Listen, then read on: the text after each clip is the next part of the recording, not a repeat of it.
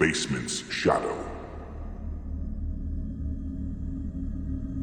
The old garrison house had a history. Everyone in the small town of Ash Hollow knew that.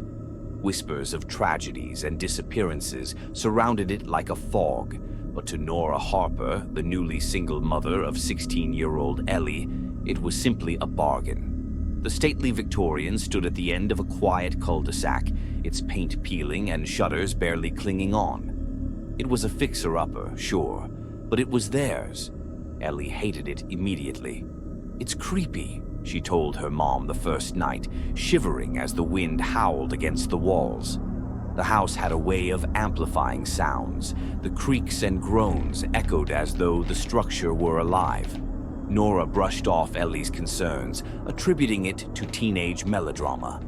But Ellie couldn't shake the feeling that something unseen was watching her. It started small, almost subtle. Doors that were left open would be found closed, or vice versa. Light bulbs flickered even after Nora replaced them. One morning, Ellie found her favorite sweater folded neatly on her bed, except she hadn't been home to do it, and Nora swore she hadn't touched it. The basement was the worst. A heavy oak door separated it from the rest of the house, and Ellie swore she could feel a faint hum of energy whenever she walked past it. The handle was cold, even in the heat of summer, and the light switch at the top of the stairs never worked. Ellie avoided the basement as much as she could, but one night, while searching for a box of school supplies, she had no choice but to venture down. The wooden steps groaned under her weight, each creak sounding like a warning. The flashlight in her hand wavered as shadows danced along the damp, unfinished walls. She found the box quickly and was about to leave when she felt it. A presence, heavy and oppressive, like she wasn't alone. She froze, her breath catching in her throat. The shadows at the far end of the room seemed darker, deeper, almost alive. And then she heard it. A faint, whispering voice. "Ellie." She dropped the flashlight in panic, the beam spinning wildly as it hit the floor. The whisper grew louder, more insistent, until it became a cacophony of unintelligible voices. She ran up the stairs, slamming the door behind her. That night, she told her mom everything, but Nora, ever practical, dismissed it as stress and overactive imagination. The next few days were a blur of escalating events. Ellie's hairbrush went missing, only to reappear days later, tangled with strands of black, brittle hair that didn't belong to her. Footsteps echoed through the halls at night, always stopping outside her bedroom door. And then, there were the mirrors. Every one of them fogged with the faint outline of a handprint. Nora started noticing things too.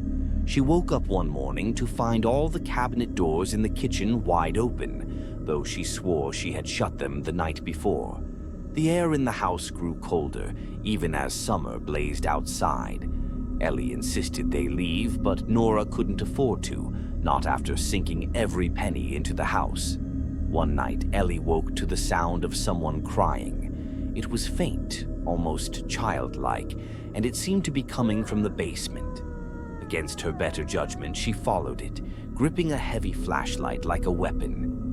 The basement door was slightly ajar, a thin sliver of darkness spilling into the kitchen. She pushed it open, the crying now louder, filled with despair.